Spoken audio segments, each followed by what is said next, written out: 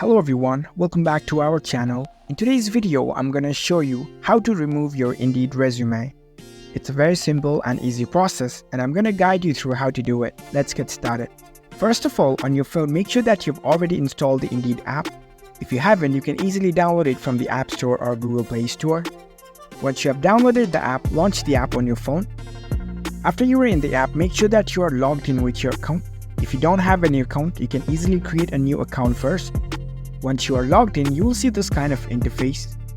If you have already built an Indeed resume and you want to remove it, first of all, you need to go to your profile section.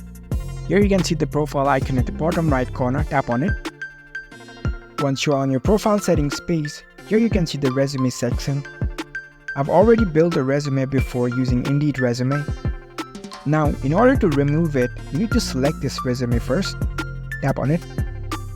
Once you're inside the resume, here you can edit different details of your resume. Now, in order to remove this resume, here you can see the three dots icon at the top right corner, tap on it. Next up, here you can see the delete option at the bottom. You can tap on it to remove the Indeed resume from your account. So select this delete option, again choose delete, and there you go, you have successfully removed the Indeed resume from your account.